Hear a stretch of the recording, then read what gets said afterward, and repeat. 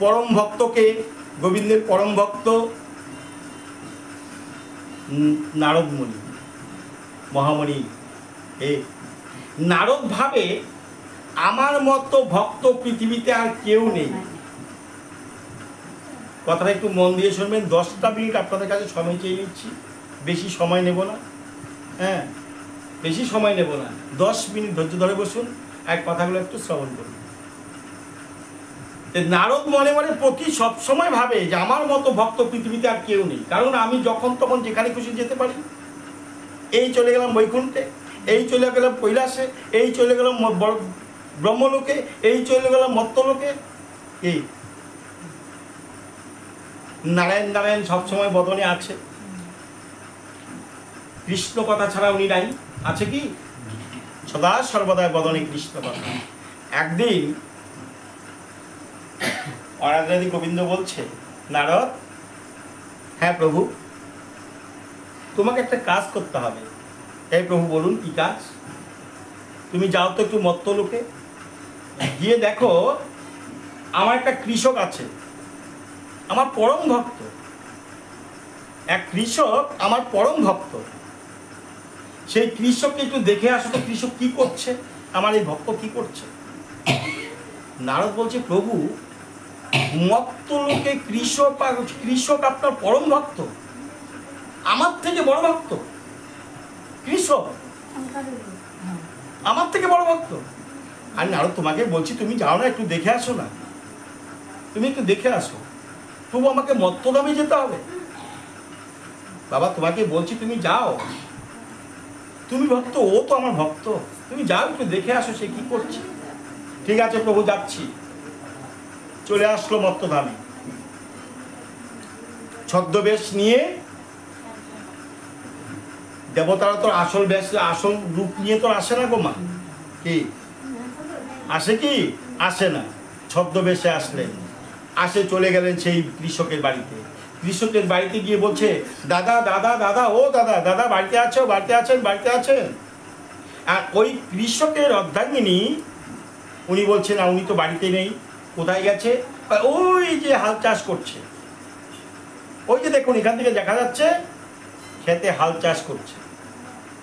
উনাকে একটু ডাকুন।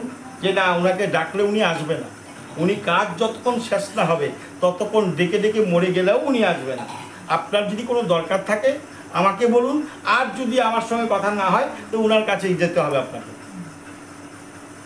গেল, গিয়ে রাস্তার থেকে দাঁড়িয়ে ডাকছে, ও দাদা দাদা, এদিকে আসুন তো, আপনার সঙ্গে একটু কথা আছে।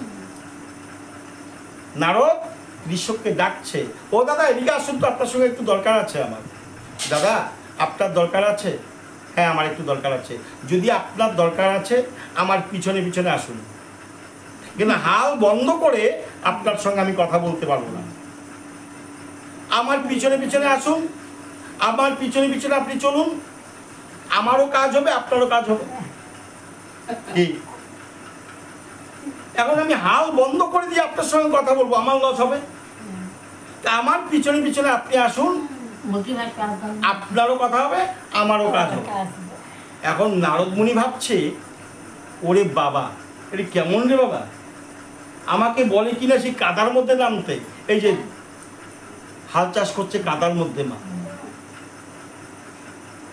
কাদার মধ্যে হাল চাষ করছে। হ্যাঁ, এখন নারদ বলছে, ওরে বাবা, কেমন কৃষক রে বাবা, আমাকে বলে কিনা কাদায় যেতে। এ হচ্ছে পরম ভক্ত, যে আমার সঙ্গে একটু কথা বলার সময় নেই, সে নাকি পরম ভক্ত।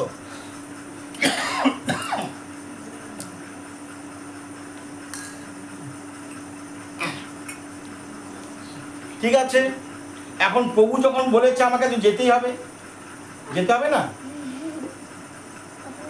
এখন গেল, উনি কৃষক হাল চাষ করছে, পিছনে পিছনে পিছনে পিছনে কাদার মধ্যে নারদ পিছনে পিছনে যাচ্ছে আর বলছে, দাদা আপনি এত ব্যস্ত থাকেন? হ্যাঁ, আমি সবসময় ব্যস্ত থাকি। তাহলে এত ব্যস্তর মধ্যে আপনি গোবিন্দ নাম কখন নেন? কেন? 2বার নাম নিয়ে? 2বার? হ্যাঁ, কখন কখন? যখন রাত্রে আমি ঘুমোতে যাই তখন, আর যখন ঘুম থেকে উঠি তখন। বাস। নারদ বলছে বাস দুবেলা? হ্যাঁ, আমি দুইটা গোবিন্দর নাম নিই। এই কথোপকথন করতে করতে ছোট্ট একটা ছেলে, এর মতো একটা বাচ্চা বাড়ির থেকে খাবার নিয়ে এসে দাঁড়িয়ে আছে। বাবা, ও বাবা, তুমি তাড়াতাড়ি যে খাবার নিয়ে এসছি, তুমি খাবারগুলো খেয়ে থালা বাসনগুলো আমাকে দাও, আমি নিয়ে চলে যাচ্ছি, আমার সময় হয়ে যাচ্ছে, স্কুলের সময় হয়ে যাচ্ছে, তুমি তাড়াতাড়ি খেয়ে আমাকে বাসনগুলো দিয়ে দাও, আমি চলে যাচ্ছি। দাঁড়া দাঁড়া দাঁড়া, আমার কাজটা আগে শেষ হোক। খাবার সময়টুকু তার নেই। থালটা কোনোরকম দাঁড় করিয়ে রেখে, কৃষকের হাতে একটা লাঠি থাকে না, হ্যাঁ, এই লাঠিটা এখানে রাখলো, রেখে দুইটা হাত ধুবে কখন? সময় লাগবে তো। বা হাতটা ধোয়াধুয়ি নাই, ডাইন হাতটা কোনো রকম ধুয়ে বা হাতের মধ্যে থালটা নিয়ে তাড়াহুড়া করে চায়টা খেয়ে ছেলেকে বিদায় করে দিল, যে থাল বাসন নিয়ে চলে যা। নারদ দাঁড়িয়ে দাঁড়িয়ে দেখছে, বলি বাবা খাওয়ার সময়টুকু নেই। আর এ নাকি পরম ভক্ত গোবিন্দের, আমার থেকে বড় ভক্ত, যে সারাদিনে দুইবার নাম নেয়, আমার থেকে বড় ভক্ত। আমি রাত দিন 24 ঘন্টা নাম নেই, আমি বড় হতে পারলাম না। হ্যাঁ হ্যাঁ, না, সবসময় নারায়ণ নারায়ণ করি, আর আমার থেকে বড় ভক্ত এ কৃষক। দাঁড়াও, আমি আজকে যাচ্ছি বৈকুণ্ঠে, হয় গোবিন্দের একদিন, না হয় আমার একদিন। হ্যাঁ, গোবিন্দ তো বৈকুণ্ঠ থেকে সবই দেখছে মা। যা যা করছি আমরা, তোমাকে আমি ফাঁকি দিচ্ছি, তুমি আমাকে ফাঁকি দিচ্ছ, কিন্তু দেখনেওয়ালা মালিক একজন আছে গো মা। এই আছে না? এই যে আমরা বসে কৃষ্ণ কথা শ্রবণ করছি, এই কৃষ্ণ কথা যে শ্রবণ করছি, কে মন দিয়ে শুনছে আর কে মন দিয়ে শুনছে না, সেটাও চিত্রগুপ্তের খাতায় লেখা হচ্ছে। সেই দিন ধরা পড়বে, যেদিন তার কাছে যাব, সেই দিন হারে হারে টের পাবে আমি কৃষ্ণ কথায় গিয়ে কি করেছি। মনটা আমার কৃষ্ণ কথায় ছিল কি ছিল না। যার জন্য বলি মা, কৃষ্ণ কথায় বসলে মন প্রাণ এক সম্পূর্ণ ছেড়ে দিয়ে, সম্পূর্ণ জ্বালা যন্ত্রণা ছেড়ে দিয়ে একনিষ্ঠা ভক্তিতে কৃষ্ণ কথায় বসতে হবে। কৃষ্ণ কথা যেমনই হোক মা, কৃষ্ণ কথা হয় কেউ মধুর মতো বলতে পারে, রস বেশি আছে, কারো রস একটু কম আছে, সবাই তো রস নিয়ে বলতে পারে না গো মা। পারে কি? পারে না। তখন নারদ তো দেখছে, আর মনে মনে খালি রাগে ফুটে, আরে যার সময়টুকু নেই, কৃষ্ণ নাম নেওয়ার সময় নেই, সারা 24 ঘন্টার মধ্যে দুবেলা না নেয়, নাম নেয়, সে নাকি বড় ভক্ত। ঠিক আছে দাদা, তাহলে আমি এখন আসি। হ্যাঁ ঠিক আছে, আসেন। চলে আসলো বৈকুণ্ঠে। বৈকুণ্ঠে যাচ্ছে। নারদের বাহন কি কি জানেন? নারদের বাহন, প্রত্যেকের তো বাহন আছে। কি গো মা, জানো? জানো না? নারদের বাহন হচ্ছে ঢেকি। ঢেকি, ঢেকিতে উঠে নারদ সব জায়গায় চলাফেরা করে, এটা হচ্ছে নারদের বাহন। নারদ কি করলে, ওনার এখান থেকে যখন সরে গেলেন, সঙ্গে সঙ্গে তার বাহনকে স্মরণ করলেন, বাহন নিয়ে বৈকুণ্ঠের দিকে যাচ্ছে। বৈকুণ্ঠতে যেই প্রভুর কাছে যাবে, নারদ দেখার আগেই প্রভু দেখে ফেলছে, দেখে বলছে, নারদ আমি এখানে, এখানে, এদিকে আসো, এদিকে আসো, এদিকে আসো। গোবিন্দ জানে নারদ যে অবস্থায় আসতেছে, আমাকে তো আজকে ছাড়বে না। তার আগেই যদি আমি তাকে ডাকি, রাগটা একটু জল হবে, হবে না? মা, তোমার কাছে কোনো শত্রু যাচ্ছে, তোমার কাছে কিছু বলবে, রাগে মেজাজে যাচ্ছে, তুমি তো জানতে পারছো তো আমার শত্রু আমার কাছে আসছে, নিশ্চয়ই কোনো হাঙ্গামা লাগাবে। তার আগেই যদি তোমরা তাকে ডাকতে পারো, ওই জন্যই বলছে মা, শত্রুর জন্য বড় পিড়ি, বলেন একটা কথা, শত্রুর জন্য বড় পিড়ি। তাকে যদি আগে একবার ডাকতে পারো, তার যে রাগ নিয়ে আসবে, সেই রাগ তার অর্ধেক হয়ে যাবে, জল হয়ে যাবে। নারদকে যাওয়ার আগে, দেখার আগেই, নারদ প্রভুকে দেখার আগেই প্রভু বলছে, নারদ এদিকে আসো, আমি এখানে, এখানে, এখানে। ও প্রভু, আপনি এখানে? হ্যাঁ, কোথায় পাঠিয়েছেন? আমার কাছে। আপনার প্রিয় ভক্ত, যার একটু সময় নেই, 24 ঘন্টার মধ্যে মাত্র 2 বেলার নাম নেয়, সে আপনার পরম ভক্ত। আমি রাস্তা থেকে দাঁড়িয়ে ডাকছি, আমাকে বলে কি না আমার পিছনে পিছনে আসো। এই কাদা জলে, কাদার মধ্যে চাষ করছে, জমি চাষ করছে, আর আমি জীবনে কোনদিন কাদায় নামিনি, সেই কাদার মধ্যে আজকে আমাকে হাঁটতে হলো। আরে নারদ, রাগ করছো কেন? রাগ করছো কেন? শোনো শোনো শোনো শোনো, রাগ করো না, সে তো আমার ভক্ত, রাগ করছো কেন? রাগ করো না, ঠিক আছে নারদ? তুমি আগামীকাল ভোরবেলা আমার কাছে আসবে। প্রভু আবার কোথায় পাঠাবেন? আবার আমাকে মত্তধামে যেতে হবে? না, তোমাকে মত্তধামে যেতে হবে না, তুমি সকালবেলা আসবে, সূর্য উদয়ের আগে আমার কাছে আসবে। হ্যাঁ, সূর্য উদয়ের আগে। হ্যাঁ, গুরু বাক্য মহামন্ত্র, গুরু যখন বাক্য করেছে আমাকে পালন করতেই হবে। কি করতে হবে না? মন্ত্রমূলম গুরুর বাক্য, পূজামূলম গুরুর পদ। মন্ত্রটা কি? গুরুর বাক্য। মন্ত্রটা হচ্ছে গুরুর বাক্য। গুরুর বাক্য যদি আমরা পালন করতে পারি, গুরুর প্রতি যদি ভক্তি রাখতে পারি, বৈষ্ণবের সঙ্গে যদি ভক্তি রাখতে পারি, বৈষ্ণবের সঙ্গে যদি প্রেম আলিঙ্গন করতে পারি, আর কিচ্ছু করতে লাগে না, গোবিন্দ অনায়াসে পাওয়া যায়। মা, কৃষ্ণ কথায় গেলাম, কৃষ্ণ কথায় বলছি, যদি কৃষ্ণ কথা আস্বাদন করতে না পারি, আন কথা নিয়ে মত্ত হয়ে থাকি, কৃষ্ণ কথায় গিয়ে কোনো লাভ হবে না, কোনো লাভ হবে না। তাই নারদকে বলছে, নারদ তুমি সকালবেলা আসবে। ঠিক আছে প্রভু, আসবো আসবো। নারদের মনে আছে আমাকে যেতে হবে সকালবেলা। প্রভু শয়ন থেকে উঠার আগেই নারদ গিয়ে হাজির, নারদ গিয়ে প্রভুর চরণ সেবা করছে, চরণ সেবা করছে। প্রভু শয়নে আছেন, কি চরণ সেবা করছে। চরণ সেবা যেই করছেন, প্রভু সজাগ হয়ে গেল, টের পেয়ে গেল আমার কোনো ভক্ত এসেছে। এখন নয়ন খুলে দেখে নারদ বসে আছে। নারদ তুমি এসেছো? হ্যাঁ এসেছি, আপনি তো বলছেন আমাকে আসতে। ঠিক আছে, আসছো যখন এক কাজ করো নারদ, ওই যে ছোট্ট একটা গ্লাস আছে, গ্লাসটা নিয়ে আসো। ঠাকুর জল দিই যে আমরা, ছোট গ্লাস, এই একটা গ্লাস নিয়ে আসো। নিয়ে আসলো। ওই যে দেখো ওখানে তেলের বোতল রাখা আছে, তেলের বোতলটা আনো। তেলের বোতলটা আনলো। এবার হাতে দু হাত একত্র করো। করেছে। প্রভু আমার কি করলেন? এই গ্লাসটা হাতের মধ্যে বসিয়ে দিলেন। বসিয়ে দিয়ে সর্ষের তেলের বোতলটা দিয়ে তেল ঢেলে একদম পরিপূর্ণ গ্লাসটা ভর্তি করে দিলেন তেল। দু হাত এইভাবে আছে। এখন তেল যখন ভর্তি করে দিল, দেওয়ার সঙ্গে সে বলছে, নারদ তুমি এখন এই তেল নিয়ে এই 84 ক্রোশ বৃন্দাবনটা তুমি একবার ঘুরে আসবে। হ্যাঁ, 84 ক্রোশ বৃন্দাবন তুমি একবার ঘুরে আসবে। এই সাবধান, এক ফোঁটা তেল যেন না পড়ে। ঠিক আছে প্রভু, হবে। এখন তেল হাতে নিয়ে বেরিয়েছে, মনে মনে ভাবছে বাহনে যাব নাকি হেঁটে হেঁটে যাব। যদি বাহনে যাই, ও মা গাড়ি ঘোড়ায় উঠলে তো একটু গাড়ি ধাক্কাধাক্কি নড়ানড়ি করে না গো মা? হ্যাঁ, যদি নড়ানড়ি করে তেলটা তো পড়ে যাবে। এখন বাহনে যদি যাই, ঢেকিটা যদি একটু গড়াগড়ি করে তাহলে তো তেলটা পড়ে যাবে। না, বাহনে যাওয়া যাবে না, হেঁটে হেঁটে যেতে হবে। উনি কী করলেন? এমনভাবে হাঁটা শুরু করলেন, মানে নয়া কই না নয়া নতুন বউ হেঁটে যাচ্ছে। হ্যাঁ, ধীরে ধীরে ধীরে ধীরে ধীরে ধীরে ধীরে ধীরে চলছে। যেতে যেতে সকাল সূর্য উদয় থেকে সূর্য অস্ত অবধি উনার কাছে এসে পৌঁছালো 12টা ঘন্টা। 12 ঘন্টায় উনার প্রভুর কাছে এসে পৌঁছালো। নারদ তুমি এসেছো? হ্যাঁ প্রভু এসেছি। 84 ক্রোশ বৃন্দাবন ঘুরেছো তো? হ্যাঁ প্রভু, আপনি যেভাবে বলেছেন আমি তাই করেছি। তেল পড়েনি তো? না প্রভু, এক ফোঁটাও তেল পড়েনি।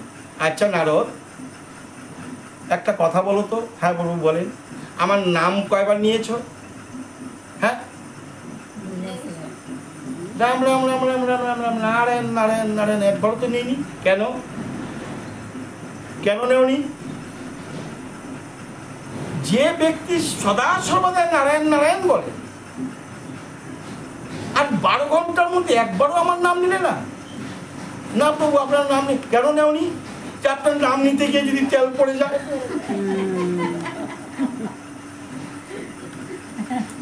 আপনার নাম নিতে গিয়ে যদি তেল পড়ে যায়। এবার নারদ,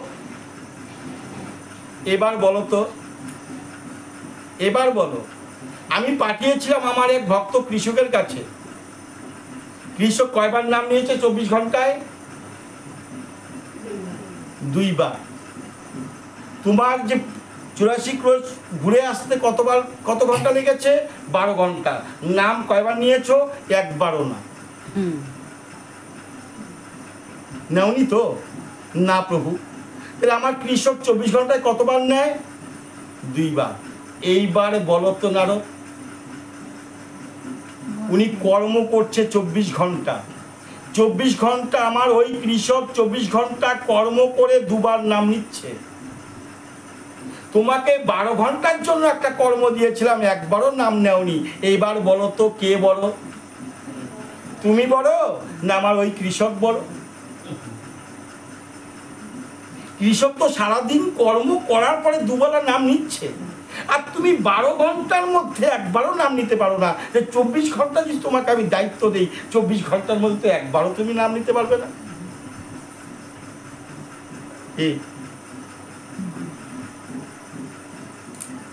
নারদ বন্ধ চুপ হয়ে গেল। কথাও তো সত্যি।